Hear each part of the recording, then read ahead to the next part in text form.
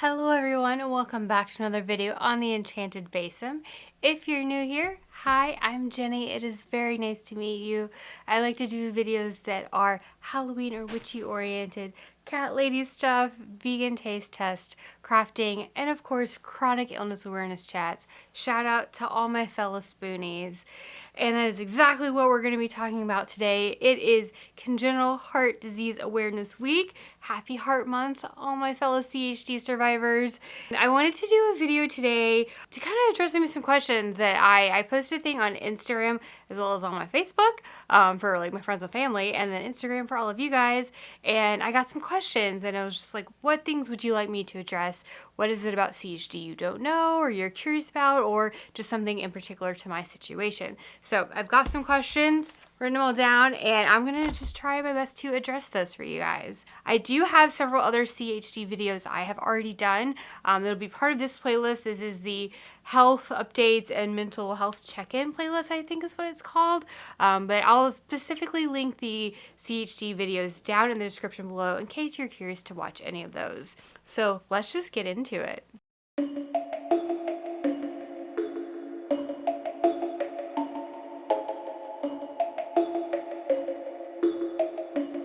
Great, so I have about 6 or 7 questions, but some of them have like longer answers. So let's just go ahead and get into it. The first question is, what are my defects? So I was born with a congenital heart disease, and my defects are pulmonary atresia with ventricular septal defect and multiple aorto pulmonary collateral arteries. I know it's a mouthful. I'll put it here on the screen in case you're wanting to look it up. I'm going to put some pictures right here to kind of give you an idea of what normal heart looks like, what my heart looked like when I was born. This is going to be, fairly similar to what my heart looked like, but obviously I can't find the exact pictures. But I essentially was pulmonary atresia, which means I was born without the pulmonary valve in my heart. My pulmonary arteries were also extremely tiny, so blood flow was not great. I had a ventricular septal defect, which just means there was a hole between the wall of the heart and the bottom section. So blood was flowing, instead of going to the lungs, it was flowing to the heart and flowing back to the body. So it was just making my heart work harder and harder. MAPKAs, essentially, you see the picture here, has all the tiny little arteries. So instead of having main pulmonary arteries, I had lots of little ones. I also had arteries coming off of my aorta, which that goes down to, that gives blood to the rest of your body. I had like hundreds going to like, my dad was thinking they go to my brain, some go to my just different arms and legs. A lot of them went to the lungs. When I was little, they were able to coil off a lot of them, but there's still some there. I think more than I really know, because every time I have some, there's tests we do every year for my annual checkup. Some of them, they say they're very hard to get good images on because of all my collaterals. So it's a fun condition to have. So yeah, that is my defect. All right, second question. How many surgeries have you had? I have had, oh my gosh. One second, let me grab something. Okay, so this is how I know, because it's really hard to keep track. I've had quite a few surgeries throughout my life, close to 11 or 13, plus just catheterizations. This is something I actually keep in my wallet, and it's a list of my diagnoses, both cardiac and otherwise, and then surgical history. This helps me every time I go to a new doctor and they're like, that tiny little piece of, their tiny little section on a paper is like, what surgery have you had? I'm like, there's no way. So I just give them, I'm like, hey, will you make a copy of this, put it in my file? So I have had 2 BTT shunts. So I've had, it looks like about 11 surgeries, and then so that includes shunts I've had. So when they do shunts, oh my gosh, if you're not a cardiac person, this is all gonna sound like freaking crazy medical jargon, so I'm gonna try and break it down as easy as possible.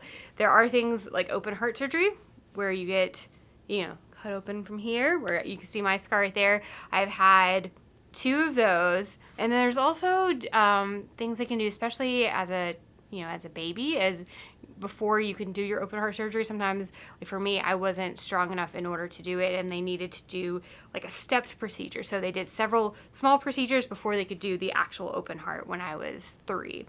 So there's things called shunts where they allow you to put like a tube from one artery to the next just to help blood flow.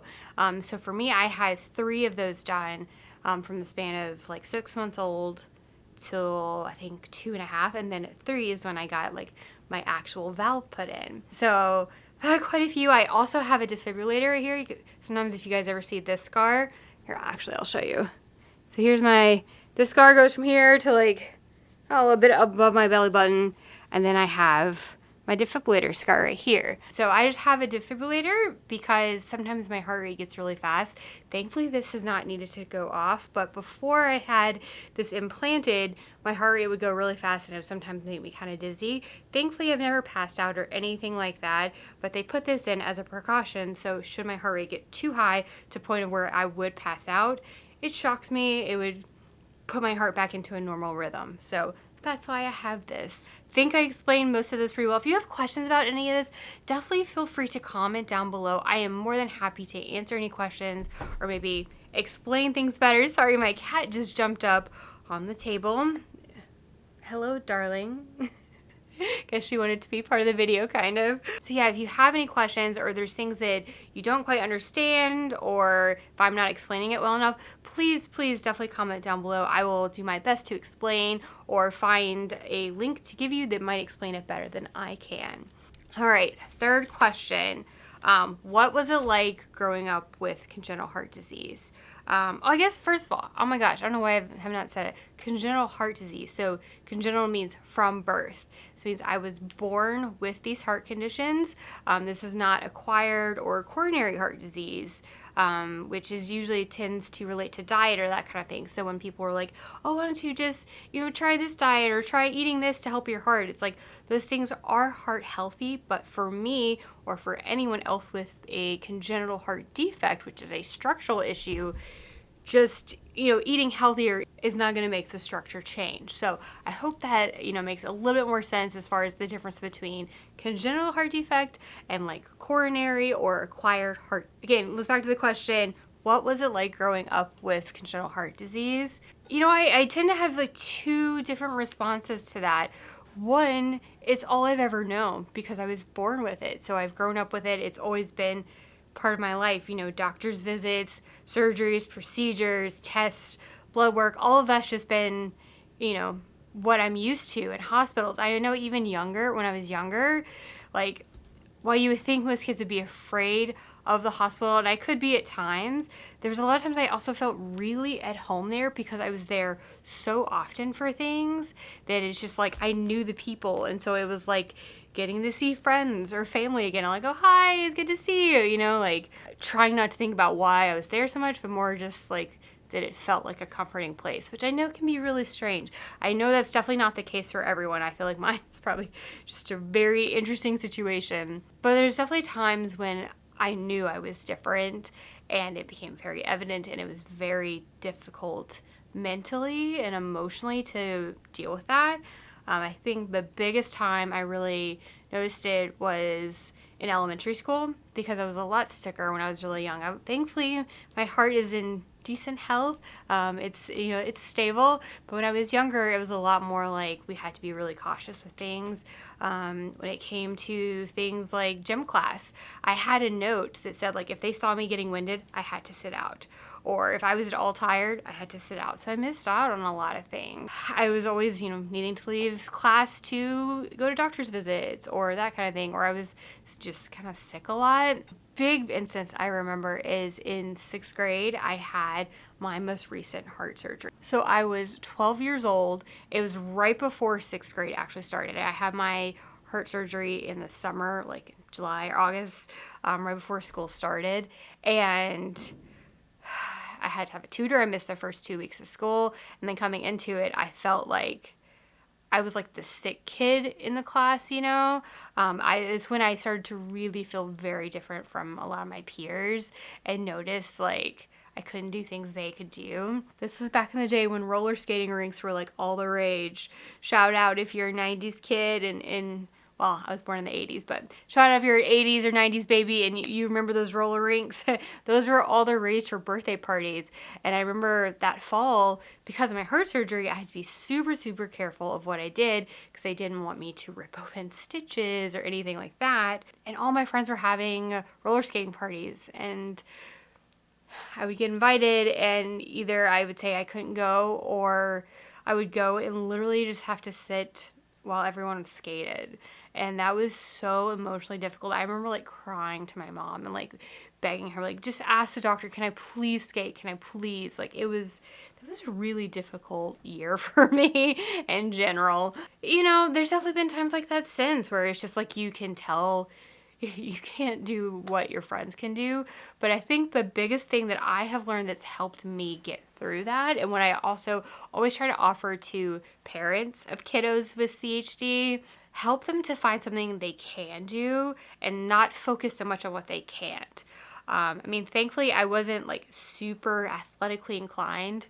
I did softball for like 1 year in third grade, I think. 1 year, I think I did it for like third grade year. I was like 9 and I did softball 1 year and I was like, nah, not really for me. But I really loved music. So thankfully I was able to play in the band. And, you know, thankfully marching band was safe for me to do. My doctor signed off on it, said it was something that would be good exercise for me, but it wouldn't be, there's no impact. So it's safe. So I always try and tell parents, like, try and find things that your kids didn't do. So that way, like, you can focus more on the positive of enjoying what you're doing and not focusing on what maybe you're missing out on. I know that's obviously going to be difficult or different for each kid, especially if they are athletically inclined. But I'm sure there's, there's this graph. I wish I could find it. Or it's a chart that shows like moderate intensity, immediate intensity. So it shows like how static and how, I can't remember what it's called, but it shows like which level of intensity different sports are.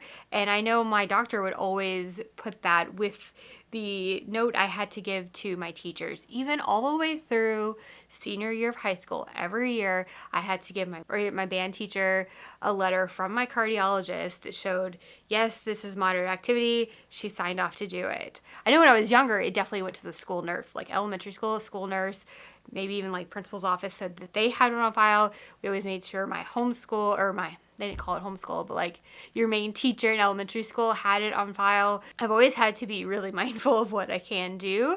But I think for parents, that's something I suggest. Honestly, any parents, because I know sometimes kids can feel really left out, and I think focusing on finding activities that they can do and they can flourish at is really going to be good for their mental health. So that way they can find friends that have similar interests, and it just is so much better for mental health growing up.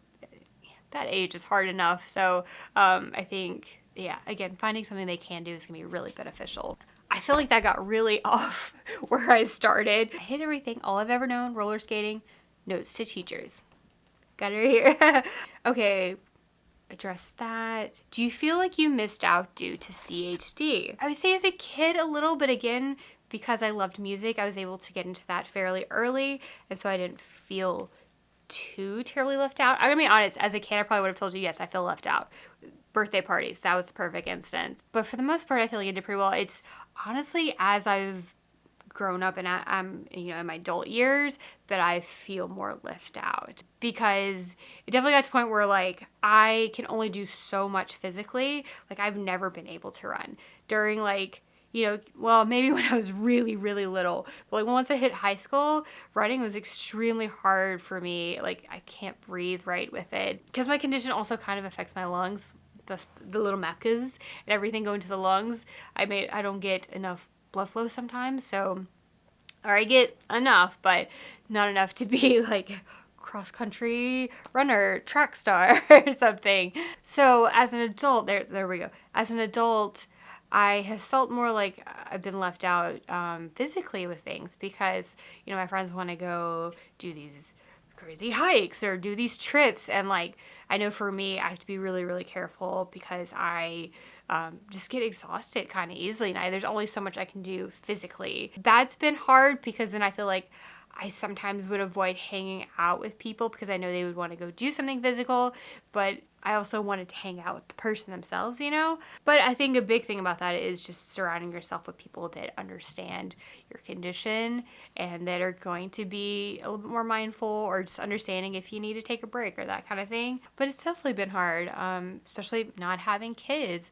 A big part of that is not only, all my autoimmune stuff, but my CHD, because that, pregnancy in general and, childbirth and all that can be really difficult on the heart. And especially with my defect, even though I was cleared for it, they said I was definitely going to be like, within high risk pregnancy, I was going to be top of the highest of high risk pregnancy. So it was just kind of like it became a situation where, is it worth potentially dying for? And for me, it was not, obviously. So that's been, it definitely makes you feel set apart. So yeah, sometimes I do kind of feel like I've missed out, but I've also made the best of it and found a lot of things I really, really love doing. Not working right now, like outside the house, has given me an opportunity to make more videos and to try and connect with people online. And it's been so wonderful to be able to talk to so many people and share my story and hear theirs and just create this sense of community. So I think because of that, I've actually gained a lot from it, So I think you just have to kind of change your mindset and how you look at things. This is one question my husband actually asked, because he's asked me this several times, and it was, if you could magically cure your condition, would you? There's at times I would say yes, because I would love to not have more surgeries. I would love to not have to deal with some of the things I do. But I think looking back on it, like if I could have, this is going to sound so silly, but I think if I could have changed it so I was born without congenital heart disease, so I had a heart that didn't have defects, I don't know if I would. And I know that sounds really silly. Like, why would you want to put yourself through that? But I think having it really made me grow so much as a person.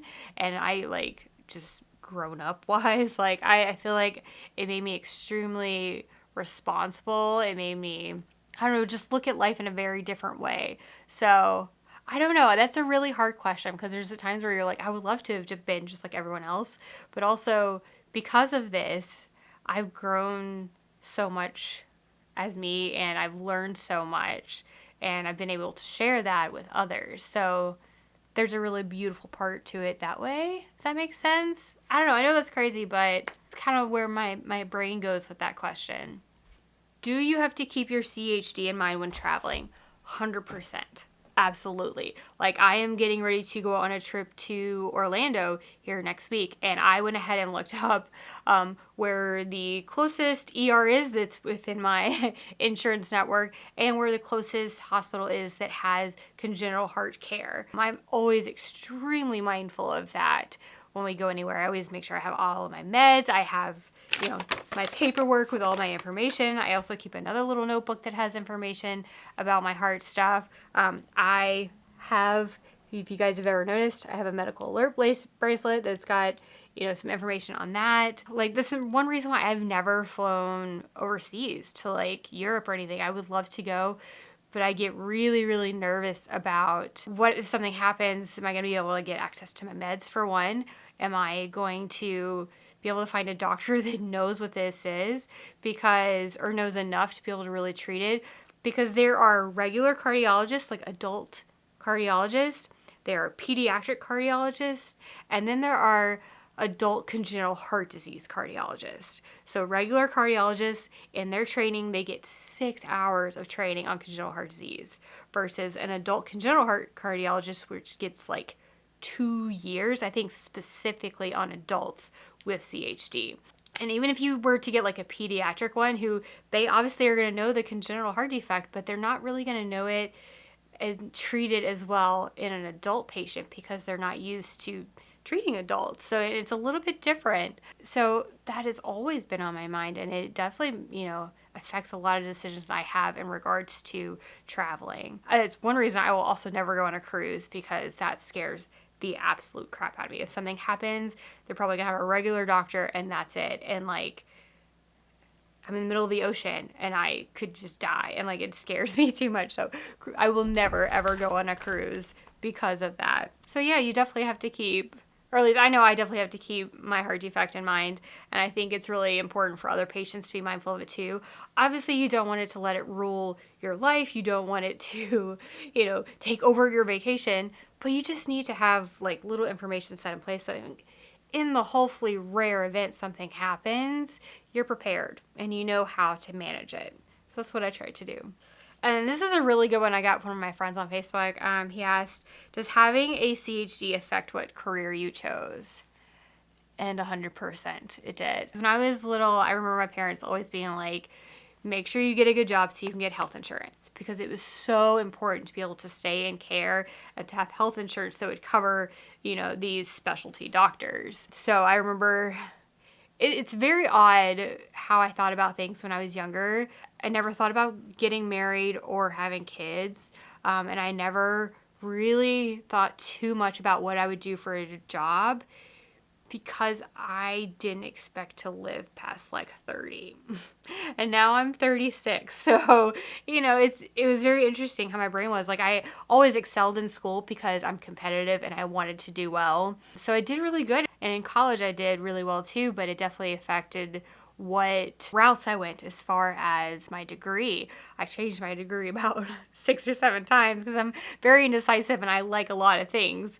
Thus why the videos here always have like 6 different things that the video could be about. I ended up doing business because I really like a lot of it. My brain works that way. I'm very logical and that kind of thing. So I was like, well, I could do something with business. And my dad, he did business stuff. So it was just like, our brains work that way. And I was like, oh, that's a nice, easy route.